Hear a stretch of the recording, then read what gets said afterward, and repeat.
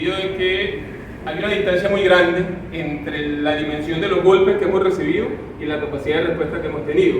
Es un hecho que no hemos podido como clase hacer frente a la destrucción brutal de conquistas que hemos tenido. Entonces, a nosotros nos parece importante ver cuál es la disposición de fuerzas objetivas, subjetivas que hay de nuestra clase. Por un lado, todos sabemos que hay una disminución incluso en cantidad de las fuerzas de la clase trabajadora, entre la migración masiva forzada, ¿no?, entre la reconversión de muchos compañeros que ya no son asalariados, sino que pasaron a cuentapropistas, a trabajos independientes como mecanismo de sobrevivencia, e incluso el hecho de que la mayoría de los que aún somos asalariados también tenemos un pie puesto como trabajadores independientes y haciendo cualquier cantidad de otra cosa por cuenta propia para poder sobrevivir.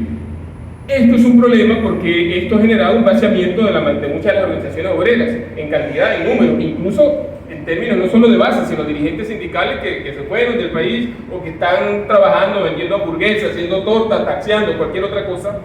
Esto es uno de los elementos que está allí, que disminuye obviamente la capacidad de movilización y de lucha, ¿no? Otro elemento son los golpes recibidos cuando se ha intentado salir a luchar y la impotencia de no haber logrado frenar los golpes. Por ejemplo, 2018 fue uno de los momentos más importantes en los que se intentó poner de pie la clase obrera. Bueno, no logramos los objetivos. Y parte de los golpes fueron que yo me acuerdo casi que en una semana, en el cabo de 15 días, en Guayana metieron preso como a 3 secretarios generales del sindicato de la CBG. No es poca cosa. Y y se quedaron presos hasta que después el gobierno lo soltó casi que cuando quiso. El paro de las enfermeras, que fue muy importante en 2018, no logró los objetivos y fue de los más importantes que hubo ese año. Un paro verdadero de enfermeras no logró los objetivos. Entonces, y después nos aplastan con el plan de supuesto de recuperación, todo ese paquetazo. Entonces, también es cierto que en sectores de la clase trabajadora no se ve mucho la perspectiva de que se puedan lograr los objetivos. Eso, digamos, es un hecho que está ahí y que tenemos que revertir. Pero hay otra cosa también muy importante que queremos poner a discusión, sobre todo porque estamos hablando entre gente que se reivindica de izquierda, clasista, anticapitalista, y es que el país vivió, es decir, la cosa no comenzó con Maduro, la historia no comienza con Maduro. El país vivió un proceso previo de cooptación, de pasivización y de disciplinamiento en gran parte del movimiento obrero. Eso lo logró Chávez. Es decir, todo el periodo de Chávez fue un periodo en el que gran parte de las organizaciones obreras fueron o pasivizadas o integradas al Estado o incluso disciplinadas y golpeadas duramente aquellas luchas que fueron más radicalizadas. Eso cumplió un papel en que la clase trabajadora no pudiera responder a la altura cuando las circunstancias económicas cambiaron y ese mismo régimen político giró de ser un gobierno, entre comillas, redistribucionista a ser un gobierno ajustador y arrancar las conquistas de la clase trabajadora. Sin eso no se explica cómo la clase obrera que derrotó el golpe de abril de 2002, que derrotó el paro sabotaje patronal y petrolero, que dio batallas importantes con incluso radicalizaciones en tomas de fábricas, incluso grandes transnacionales como la Mitsubishi, ¿cómo fue que entonces esa clase obrera de la noche a la mañana quedó inerme frente a lo que vino a pasar con Maduro? Entonces hay que discutir, hay que sacar también balance de eso. El posicionamiento que el Estado capitalista logró sobre las organizaciones obreras, la legitimación que el Estado burgués, la confianza que el Estado reconquistó frente a los trabajadores que pensaban que el Estado era su aliado, que las leyes laborales se cumplían, que el gobierno era su aliado. Esa confianza, ese posicionamiento que logró el Estado burgués frente a la clase trabajadora pasó factura cuando había que hacerle frente. Y no solo eso, además hay elementos de desorientación, de demoralización también entre la clase trabajadora que ve que el proyecto que consideraban suyo, el gobierno que consideraban suyo, de repente comienza a atacarlo virulentamente y la única alternativa que tiene es la de sus enemigos históricos y sus enemigos recientes, que es la derecha. No había tampoco alternativa importante por izquierda. Eso también genera desorientación, confusión. Entonces, eso nos parece importante, compañeros, porque sin pensar eso no se entiende tampoco mucho cómo llegamos a una situación tan difícil. Ahora bien, nosotros tenemos ahorita una batalla por delante importante que dar para discutir salario, ¿no? Estamos discutiendo salario, por ejemplo, salario igual a la canasta básica, respeto íntegro de los contratos colectivos, etcétera. Y tiene que ver también con esta historia pasada reciente. Por un lado, porque hay un descrédito de muchas de las consignas y las demandas del programa clásico de la clase obrera. Es decir, nosotros sabemos que no es que sea muy popular en el país las ideas de control obrero, de control de precios, de estatizaciones, por ejemplo, no son muy populares precisamente por el nivel de descrédito en el que terminaron, por un lado por el engaño que eso significó bajo los gobiernos chavistas, por el engaño o el desastre en que terminaron, el control obrero con los gobiernos chavistas, digo chavistas porque con Chávez también, el control obrero con Chávez, eso fue una farsa, no hubo control obrero. Las estatizaciones que hizo Chávez no llevaron nunca a que los trabajadores se hicieran con el control de las empresas. Se las pasaron a una burocracia estatal, en muchos casos militar, que no fue que surgió de la noche a la mañana. Nosotros también sabemos eso. No es que los corruptos y los militares que roban, aparecieron un día en 2014, 2013. No, señor, estaban posicionados previamente. Entonces, mucha gente de la base obrera sabe que el control obrero, estatizaciones, a veces no le convence. Control de precios tampoco, pero resulta que para lograr salario igual a la canasta básica, reconquistar los derechos perdidos, necesitamos control obrero de la producción, necesitamos, claro que sí, control de precios, necesitamos estatizaciones, claro que sí. Pero entonces hay una cuestión, hay una batalla ideológica por la conciencia que hay que hacer, y también con una de las alas de las burocracias sindicales que queda en pie. Porque ¿qué queda en pie en medio de toda esta debilidad de la clase obrera? Básicamente quedan en pie dos grandes bloques de burocracia que responden a partidos patronales. La burocracia sindical de la Central Bolivariana, que responde a un partido hiper mega patronal como el PSUV, que ya sabemos que no se puede contar absolutamente para nada, al contrario, traidores de la clase obrera, han apoyado todas las políticas del gobierno, pero tenemos el ala de la burocracia sindical vinculada a los partidos de la oposición de derecha, ¿sí? Hablemos como las cosas como son, vinculada a Voluntad Popular, a Fuerza Vecinal, a Un Nuevo Tiempo, a 20. Esa burocracia que posa de luchadora, sobre todo cuando las luchas son de trabajadores del sector público que prestan al Estado, pero no dicen nada con relación al desguace que el capital privado hace también contra los derechos de la clase obrera. Entonces, esa burocracia que se mantiene en pie, no es que tenga gran fuerza, pero existe y está allí, también es un obstáculo para avanzar en la lucha, porque en teoría coincidimos con salario igual a la canasta básica y marchamos y vamos a las mismas manifestaciones, y está bien coincidir en unidad de acción, pero esos compañeros no cuestionan a fondo el carácter capitalista de clase de las políticas que aplica este gobierno, y por eso no se va a poder lograr con las ideas que esos compañeros tienen en la cabeza y con sus programas. No se van a poder lograr los objetivos de la clase obrera que tienen que ver, por ejemplo, con reconquistar lo perdido. Por ejemplo, digo por lo que decían algunos de los compañeros, para explicar por qué hay un problema de clase y por qué decimos que lo que hay es una política claramente capitalista. Lo que nosotros hemos perdido es porque el gobierno privilegió los intereses de las clases propietarias, los intereses del capital, ¿no? Entonces, para esta burocracia sindical vinculada a los partidos de la derecha, no es así, son solamente antigubernamentales, no son antipatronales hasta el final, son antigubernamentales. Es una ubicación superficial que es muy popular, porque quien no va a estar en contra de este gobierno, pero es muy popular, pero es superficial, porque el problema es el gobierno, pero porque es un gobierno burgués que ha privilegiado los intereses capitalistas, y ahí es donde estos compañeros no nos acompañan. Por ejemplo, de 2014 en adelante, cuando directamente no había un programa de ajuste, sin embargo había un ajuste. También existen los ajustes vía inflacionarias.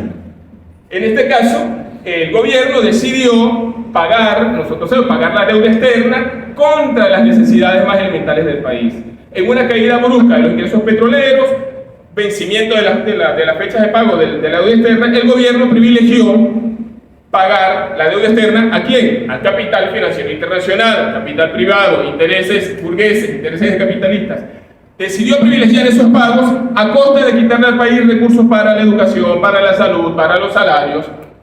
Un país que, lejos de cualquier desarrollo productivo, lejos de la promesa del gobierno y lejos de la promesa del chavismo de desarrollar la fuerza productiva, un país que se había vuelto mucho más dependiente de la renta, al no tener renta, y de paso al estar pagando deuda externa, tampoco tenía para las importaciones, eso realimentó la escasez, etcétera, etcétera. Mientras tanto, también el gobierno de Maduro, además de pagar la deuda externa, permitía que continuara la fuga de capitales. Una fuga de capitales que no comenzó con Maduro tampoco, por supuesto, ya sabemos que comenzó con los gobiernos de Chávez, pero continuó con Maduro. Eso, el gobierno digamos, frente a eso, el alivio, entre comillas, que le daba la clase obrera era un espejismo de aumento de salario constantemente, que lo que hacían era pulverizar mucho más el valor de la moneda. Eso fue hasta 2018, ya hay un ajuste. Luego de 2018 tenemos el paquetazo neoliberal, porque nuevamente es un paquetazo de ajuste capitalista, básicamente porque lo que hizo el gobierno fue una liberación total de los precios de toda vaina a lo que diga el mercado. Prácticamente lo que hizo el gobierno fue: el dólar tiene que valer lo que diga el mercado y las mercancías tienen que valer lo que diga el mercado. Liberación total. ¿Qué intereses de clase se favorecen en eso? Los intereses de la clase propietaria, de lo que tienen el dólar, de lo que tienen las mercancías. Y además, como ya sabemos, un desconocimiento en toda la línea generalizado de los derechos laborales. ¿Quién se beneficia con un desconocimiento generalizado de los derechos laborales? Los patronos públicos y privados. Entonces, hay un problema de clase, pero esta burocracia aliada a los partidos de la derecha o vinculada directamente no lo discute, no se hace problema. Entonces, también hay que discutir eso, porque parte de los compañeros que hoy aparecen en muchas de las manifestaciones junto a nosotros, o incluso aparecen muchos en los medios, planteando salario igual a la canasta básica, cumplimiento de los contratos colectivos, lo hacen primero solo porque se trata de enfrentar al patrón público, pero no dicen nada sobre todo lo que hace el patrón privado y no van a fondo con esta discusión. Entonces hay que ir a fondo con esta discusión. Por ejemplo, ahorita Mondelez, esta gran transnacional de los alimentos que compró la antigua Kraft, tiene tiempo que paró la producción porque dice que tiene problema, hay inventario que no sale, entonces, y están a las puertas de discutir un contrato colectivo. Para que los trabajadores de Mondelez y de cualquier otra puedan tener el cumplimiento íntegro de sus derechos, y necesariamente hay que discutirle a la empresa: bueno, nosotros queremos saber si es verdad que tú no tienes posibilidad de pagar esos salarios. Y eso implica que los trabajadores tienen que decir: nosotros queremos control sobre la administración, por lo menos queremos ver si es verdad, queremos apertura de los libros de contabilidad. No hay otra manera. Los de Yumi también. En Yumi la empresa le dice a los de Yumi, que de paso los tiene super tercerizados: no, es que no da la plata. Los trabajadores de Yumi tendrían que poder decir a la empresa: nosotros queremos saber si es verdad. ¿Por qué los trabajadores, que son los que generan la riqueza de la empresa, tienen menos derecho que los empresarios a saber la verdad de la finanza de la empresa? Entonces, discutir el salario es discutir control de la producción, apertura de los libros de contabilidad, es discutir desconocimiento del pago de la deuda externa, porque también no puede ser que los recursos del Estado, cada vez que hay una posibilidad, el gobierno va a pagar la deuda externa y entonces, pero no hay plata para salario de maestros, de enfermeros, etc. Entonces, además de eso, hay que discutir también, por ejemplo, el problema que hay con los impuestos. Ya Boda dijo un poco cómo las transnacionales nos pagan impuestos, pero no solo las transnacionales. Aquí la política de impuestos está en regresiva, que el IVA aporta el doble y a veces hasta más que lo que aporta el impuesto sobre la renta. Entonces hay que discutir eso.